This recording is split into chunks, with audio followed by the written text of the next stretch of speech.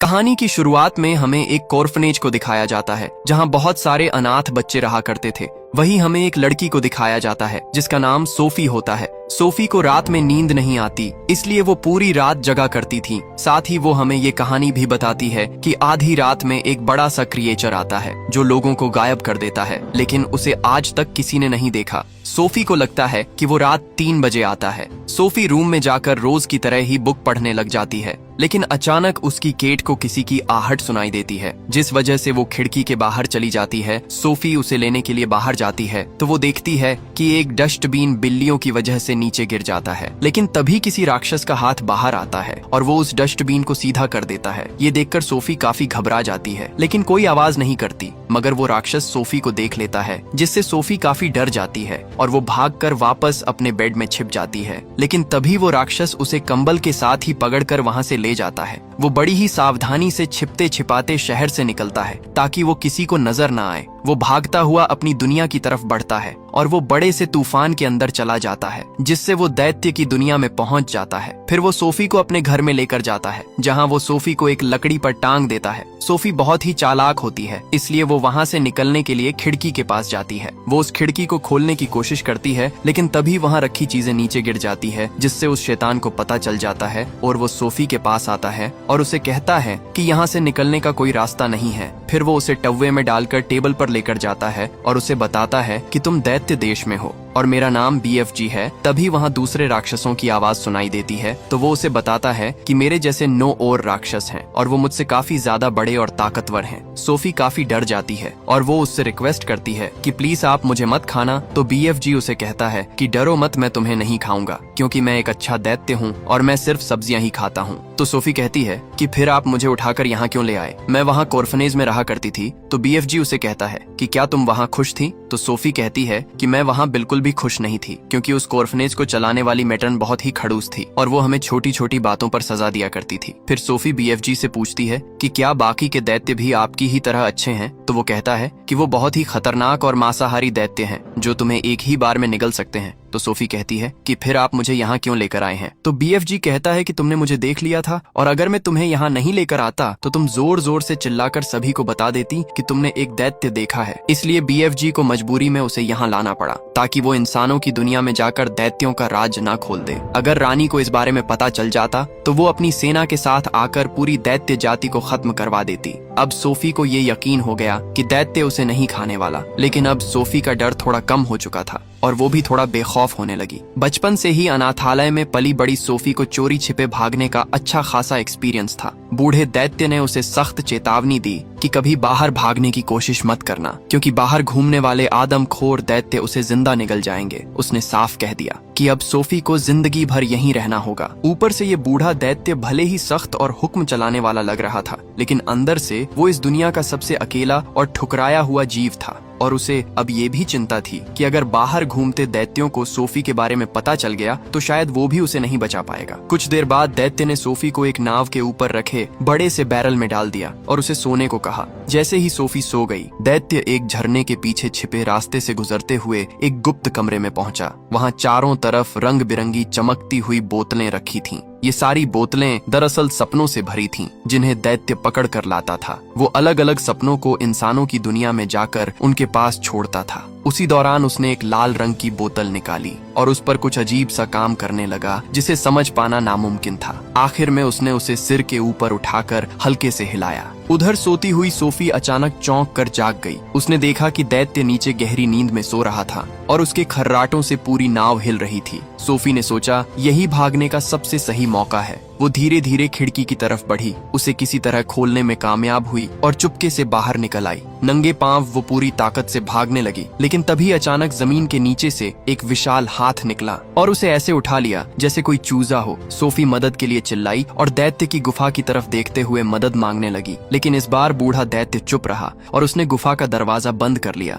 अगले ही पल उस भयानक दैत्य ने सोफी को अपने मुंह के करीब लाकर निगल लिया और तभी एक जोरदार चीख के साथ सोफी की आंख खुल गई। असल में ये सब एक डरावना सपना था जिसे बूढ़े दैत्य ने खुद उसके लिए बनाया था ताकि वो समझ जाए कि बाहर की दुनिया सच में कितनी खतरनाक थी। तभी सोफी का ध्यान दैत्य के बनाए एक अजीब से जूस पर गया। ये वही खास जूस था जिसे वो फ्रोब्सकोटल कहता था। सोफी को ये अजीब लगा क्योंकि आमतौर पर बुलबुले ऊपर की तरफ उठते हैं और पीने पर डकार आती है, लेकिन इसमें बुलबुले नीचे की तरफ जा रहे थे, तो इसे पीने पर क्या होगा। जैसे ही सोफी ने उसे पिया, उसे उसकी ताकत का अंदाजा लग गया। चिंगारियां और बिजली जैसी आवाजों के साथ एक जबरदस्त धमाका हुआ। इस शोर ने तुरंत एक और ज्यादा खतरनाक दैत्य को वहां खींच लिया, जो कि आदमखोर दैत्यों का सबसे खतरनाक दैत्य था। उसकी तेज सूंघने की क्षमता ने तुरंत इंसान की मौजूदगी भांप ली। उस दैत्य का नाम मांस खाऊ होता है, जो उन सभी 9 दैत्य का लीडर होता है। सोफी उसे देखकर पीछे छिप जाती है, लेकिन उस शैतान को सोफी की महक आ जाती है और वो उसे ढूंढने लग जाता है।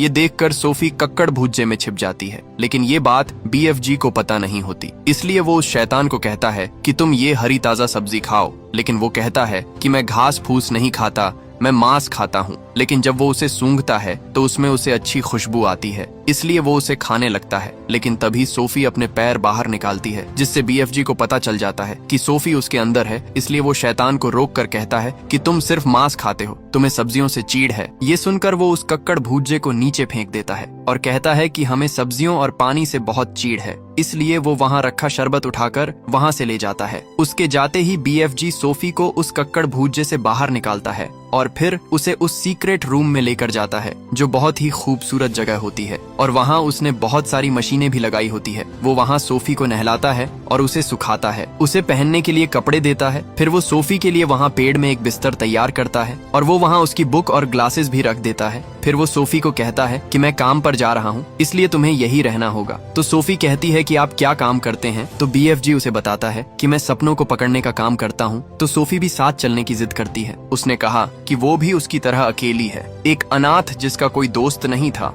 और जिसे बाकी लोग अपनाते भी नहीं थे। आखिरकार बूढ़े दैत्य का दिल पिघल गया और उसने सोफी को साथ ले लिया। चलते हुए उसने समझाया कि उन्हें रास्ते में सोए हुए आदमखोर दैत्यों से बचकर निकलना होगा और सामने वाली पहाड़ी की चोटी तक पहुंचना होगा, जो सोफी के होते हुए आसान तो बिल्कुल नहीं होने वाला था। वो बेहद धीरे धीरे दबे पांव से आगे बढ़ने लगा। रास्ते में जब एक सोते हुए दैत्य को छींक आने वाली थी, तो वो उसे अजीब तरीके से रोकता है और कहीं कौवे की आवाज से कोई जाग ना जाए, इसलिए वो उसकी चोंच भी दबा देता है। वो जैसे तैसे वहां से निकलने ही वाला था, लेकिन तभी एक दैत्य की नजर उस पर पड़ गई। उस खूंखार दैत्य ने बूढ़े दैत्य को उठाकर हवा में लटका लिया और ये देखकर सोफी डर के मारे एक पास की कार में छिप गई। कुछ ही पलों में बाकी सारे दैत्य भी जाग गए। तभी उनके सरदार ने एक खेल खेलने की सोची। एक दैत्य बूढ़े BFG को एक पहाड़ी के ऊपर ले गया और सामने वाली पहाड़ी पर एक और दैत्य 2 कारों को लेकर ऊपर पहुंच गया और उन्हीं में से एक ट्रक के अंदर सोफी छिपी हुई थी। फिर उन्होंने ट्रकों को आपस में टकराने का खेल शुरू किया। टक्कर बस होने ही वाली थी कि सोफी ने हिम्मत जुटाई और स्टीयरिंग पकड़कर ट्रक को मोड़ दिया,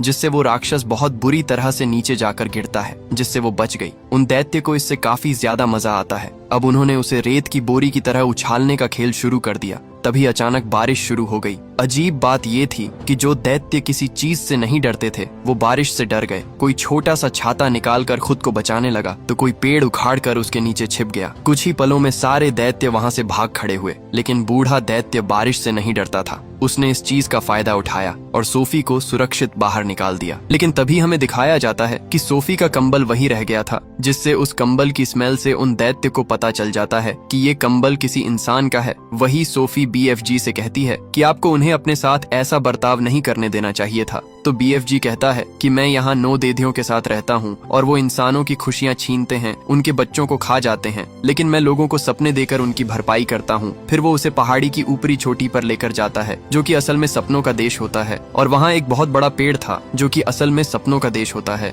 BFG उसे कहता है कि मुझे हर चीज सुनाई देती है, यहाँ तक कि मुझे चींटियों की आवाज भी सुनाई देती है, पर मुझे सबसे अच्छी कहानी पेड़ पौधों से सुनने को मिलती है, जो किसी आम इंसान को सुनाई नहीं देती। फिर सोफी जब उस तालाब के पास जाती है तो उसे उस तालाब के रिफ्लेक्शन में बहुत ही खूबसूरत दुनिया दिखाई देती है। फिर BFG उस तालाब में कूद जाता है और सपनों की दुनिया में पहुंच जाता है। सोफी ये देखकर काफी हैरान हो जाती है और फिर वो भी उस तालाब में कूद जाती है, जिससे वो भी सपनों की दुनिया में पहुंच जाती है। BFG उसे बताता है कि यहाँ से ही सभी सपनों की शुरुआत होती है, क्योंकि उस पेड़ पर सभी तरह के सपने बन रहे होते हैं। BFG उसे बताता है कि इन सपनों में से आवाज आती है और ये मुझसे बातें करते हैं, ये मुझे बताते हैं कि ये सपने किस तरह के हैं। फिर BFG एक सपने को पकड़ने लगता है, जिससे सोफी उन्हें गाइड करती है कि वो सपना किस तरफ है, लेकिन वो सपना BFG के पास नहीं आता और वो सोफी के पास जाता है। BFG उसे पकड़ लेता है और फिर उसे सोफी को दे देता है। BFG उसे कहता है कि ये बहुत मुलायम है और फिर उसे एक जार में बंद कर देता है। BFG सोफी को भी और सपने पकड़ने को कहता है। सोफी उन सपनों को पकड़ने के लिए उनके पीछे भागती है और वो बहुत दूर चली जाती है। तभी वहाँ एक बहुत बुरा सपना आता है और सोफी उसे ही पकड़ लेती है,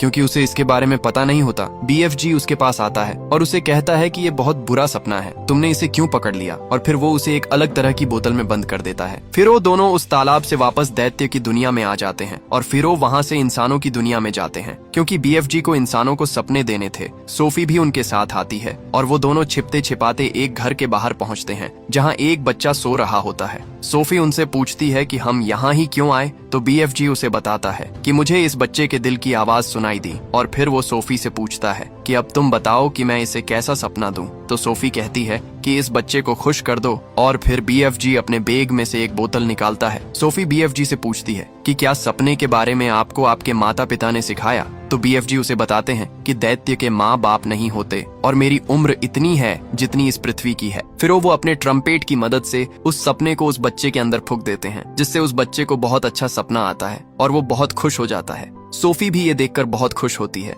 फिर वो दोनों वापस दैत्य देश की तरफ निकलने लगते हैं। तभी उन्हें रास्ते में बाकी दैत्य दिखाई देते हैं, जो इंसानों के बच्चों का शिकार करने जा रहे होते हैं। ये देखकर BFG वहाँ छिप जाता है, क्योंकि वो भी उन्हें नहीं रोक सकता था। सोफी BFG से कहती है कि मेरा कंबल मेरे पास नहीं है, तो BFG अपनी जेब चेक करता है, लेकिन उसके पास वो कंबल नहीं होता। तो सोफी कहती है कि शायद वो मुझसे दैत्य देश में छूट गया होगा। ये सुनकर BFG काफी परेशान हो जाता है, क्योंकि दैत्य को उस कंबल की वजह से सोफी के बारे में पता चल गया होगा। इसलिए वो सोफी को बचाने के लिए उसी कोर्फनेज के बाहर छोड़ देता है, ताकि उन दैत्य से सुरक्षित रह सके। सोफी की जब आंख खुलती है तो उसे कुछ समझ नहीं आता। उसे लगता है कि ये कोई सपना है, लेकिन तभी वहाँ छिपा BFG उसे कहता है कि तुम अपना कंबल वहीं छोड़ आई हो, इसलिए उन दैत्य को तुम्हारे बारे में पता चल गया होगा, इसलिए तुम्हारा मेरे साथ रहना ठीक नहीं होगा। तो सोफी कहती है कि मुझे कुछ नहीं होगा, क्योंकि अब वो दोनों काफी अच्छे दोस्त बन गए थे, इसलिए सोफी उनसे दूर नहीं होना चाहती थी। तो BFG कहता है कि तुम्हारी ही तरह मेरा एक और दोस्त था,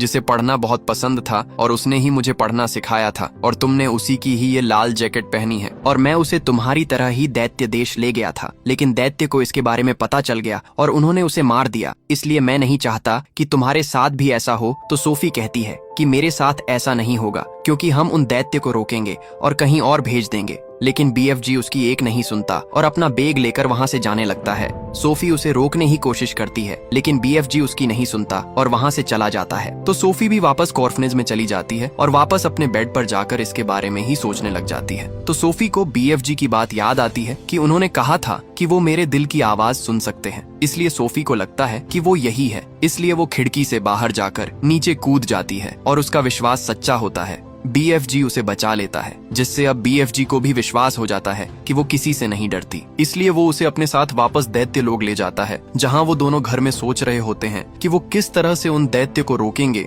लेकिन तभी वहां राक्षसों के आने की आवाज आती है और BFG सोफी को उसी पेड़ में छिपा देता है। वो सारे दैत्य वहां आ जाते हैं। BFG उन्हें वहां से जाने को कहता है, तो वो दैत्य उसे वो कंबल दिखाता है और कहता है कि हम चले तो जाएंगे, लेकिन हम उस इंसान को लेकर जाएंगे। फिर वो सभी दैत्य उस कंबल को सूंघकर सोफी को ढूंढने लग जाते हैं, साथ ही वो वहां रखे सभी सामान भी तोड़ने लग जाते हैं। तभी उन सभी दैत्य का लीडर उसी पेड़ के पास जाता है, लेकिन सोफी उससे बचते हुए पानी में छिप जाती है और वो उस पानी के जरिए नीचे आ जाती है। वो वहाँ पेड़ में बने एक और दूसरे छोटे घर में जाती है, जहाँ बहुत सारे इंसानों के सामान रखा हुआ होता है। वो कमरा असल में उसी बच्चे का होता है जो पहले BFG के साथ रहा करता था। सोफी को वहाँ एक पेंटिंग भी मिलती है, जिसमें उस बच्चे ने BFG और उसकी तस्वीर बना रखी होती है, जिसमें BFG का मतलब बड़े फरिश्ता लिखा होता है, जिससे उसे पता चल जाता है कि वो दोनों कितने अच्छे दोस्त थे और उसी बच्चे ने उसका नाम BFG रखा था। तभी वहाँ उस रूम में वो दैत्य पहुँचने लगता है, लेकिन सोफी वहाँ छिप जाती है। वहाँ BFG भी सोफी को बचाने के लिए एक गर्म हुई रोड से उन पर अटैक करने लगता है और वो एक एक करके उन सभी को वहाँ से भगा देता है। वहाँ सोफी को रूम में इंग्लैंड की महारानी की तस्वीर दिखाई देती है, जिससे उसे एक आइडिया आता है और वो बाहर BFG के पास आती है और उन्हें कहती है कि मेरे पास एक आइडिया है और हमें महारानी की हेल्प लेनी होगी। फिर सोफी BFG को एक बहुत ही डरावना सपना बनाने को कहती है। वो उन्हें बताती है कि रानी को ये सपना आना चाहिए कि सारे 9 दैत्य इंग्लैंड में हैं और वो बच्चों को खा रहे हैं। फिर वो उन सभी राक्षसों को सपने में डालता है और उसमें वो पूरी सेना डालता है। सोफी उन्हें अपने आप को और BFG को भी उसी सपने में डालने को कहती है। फिर BFG इन सभी को डालकर उस सपने को पूरी तरीके से तैयार कर लेता है। सोफी कहती है कि महारानी को सपना आएगा कि मैं उनकी खिड़की पर बैठी हुई हूँ और फिर वो अचानक उठेगी और फिर वो हम दोनों को देखेगी। वो दोनों अपने प्लान के मुताबिक सबसे छुपते छुपाते हुए महारानी के रूम तक पहुँचते हैं और फिर BFG ने ट्रैम्पोलिन की मदद से उस बुरे सपने को महारानी के अंदर छोड़ता है, जिससे महारानी को उन दैत्यों का सपना आने लग जाता है। इस कारण उनकी आंख खुल जाती है। वहाँ उनकी नौकरानी मेरी भी वहाँ जाती है। महारानी उसे बताती है कि मैंने सपना देखा कि आदमखोर मांस खाने वाले दैत्य बच्चों को उनके रूम से बाहर निकाल कर खा रहे हैं। तभी मेरी न्यूज़पेपर में देखती है कि शहर से बच्चे गायब हो रहे हैं, जिससे वो काफी हैरान रह जाती है और वो महारानी को इसके बारे में बताती है, जिससे महारानी को याद आता है कि उन्होंने सपने में एक लड़की को खिड़की पर देखा था और वो मेरी को पर्दे खोलने को कहती है तो मेरी एकदम से डर जाती है क्योंकि वहाँ सोफी खड़ी हुई होती है। महारानी को विश्वास नहीं होता और वो कहती है कि मैंने ये भी सपने में देखा था और फिर वो सोफी से कहती है कि आपको यहाँ एक दैत्य लेकर आया है। तो सोफी उन्हें कहती है कि वो मेरे बेस्ट फ्रेंड है और उन्होंने ही ये सपना बनाया था। तो महारानी उसे पूछती है कि आप और आपके दोस्त यहाँ क्यों आए। सोफी कहती है कि आपको याद होगा क्योंकि आपने सपने में देखा होगा। तो महारानी कहती है कि हाँ, मुझे आपका प्लान याद है और फिर महारानी BFG को बुलाने को कहती है। तो सोफी कहती है कि आप पहले वादा कीजिए कि आप उन्हें चोट नहीं पहुंचाएंगी। तो महारानी कहती है कि हम वादा करते हैं। फिर सोफी BFG को आवाज देकर बाहर बुलाती है, लेकिन पहले तो BFG काफी डर रहे थे, लेकिन वो फिर हिम्मत करके बाहर आ जाते हैं। सैनिक भी उन पर हमला करने के लिए गन पॉइंट कर देते हैं। तो सोफी महारानी को कहती है कि आपने उन्हें चोट न पहुंचाने का वादा किया था। तो फिर महारानी सैनिकों को कहकर हथियार नीचे करवाने को कहती है। तभी सैनिक अपने हथियार नीचे कर लेते हैं और BFG महारानी के पास आता है और उन्हें वही बात कहता है जो सोफी ने उसे कहने को कहा था। महारानी भी BFG से मिलकर बहुत खुश होती है। फिर महारानी तैयार होकर नीचे जाती है, जहां BFG को भी अंदर लाया जाता है और फिर उसे बहुत बड़ी टेबल पर बिठाया जाता है, जहां उन्हें खाना खिलाया जाता है। BFG नए तरह का खाना खाकर बहुत खुश होता है क्योंकि उन्होंने आज तक सिर्फ कक्कड़ भुज्जा ही खाया था। महारानी ने वहाँ जर्नल्स को भी बुलाया था और महारानी उन्हें कहती है कि हमने इनसे वादा किया है कि हम दैत्य को रोकेंगे और आपको BFG के पीछे दैत्य देश जाना होगा। और फिर महारानी की पूरी आर्मी BFG के पीछे दैत्य देश की तरफ निकल जाते हैं। दैत्य देश में जाते ही सारे कंपास काम करना बंद कर देते हैं, लेकिन वो सही सलामत वहाँ पहुँच जाते हैं। BFG उन्हें वहीं रुकने को कहता है और फिर वो सोफी को लेकर वापस अपने घर जाता है, जहाँ वो एक और बुरे सपने को बनाने लगता है और वो सोफी को कहता है कि मैं उन दैत्य को भयानक सपना दूंगा और अगर इस सपने ने अपना काम कर दिया तो उठने के बाद उन दैत्य की हालत बहुत खराब होगी, जिससे वो सैनिक उन्हें आसानी से पकड़ सकेंगे। फिर वो दोनों उस सपने को लेकर उन दैत्य के पास जाते हैं, लेकिन तभी BFG को याद आता है कि वो अपना ट्रैम्पोलिन तो महारानी के पास ही छोड़ आया है, जिससे वो काफी ज्यादा परेशान हो जाता है। लेकिन तभी सोफी उस सपने को लेकर खुद ही उन दैत्य के पास जाने लगती है। BFG उसे रोकने के लिए जाता है, लेकिन तभी वहाँ एक दैत्य की आंख खुल जाती है। लेकिन तभी सोफी उस जार को तोड़ देती है, जिससे वो सपना आजाद हो जाता है और उन सभी राक्षसों के अंदर घुसने लग जाते हैं। लेकिन मांस खाओ राक्षस उस सपने को खुद के अंदर घुसने से रोक लेता है और उसे डिस्ट्रॉय कर देता है, जिससे उस पर उस सपने का असर नहीं होता। लेकिन बाकी राक्षस उस सपने की वजह से खुद को आदमखोर समझने लग जाते हैं और ऐसा लगता है जैसे वो पागल हो गए हों। इसलिए मांस खाओ सोफी पर अटैक करता है, लेकिन तभी BFG आकर उसे बचा लेता है। वो BFG को भी मारने लगता है, लेकिन तभी सैनिक उन पर अटैक करके उन्हें पकड़ने लग जाते हैं और वो एक एक करके उन सभी दैत्य को पकड़ लेते हैं और फिर वो हेलीकॉप्टर उन दैत्यों को लेकर उस जगह से काफी दूर जाते हैं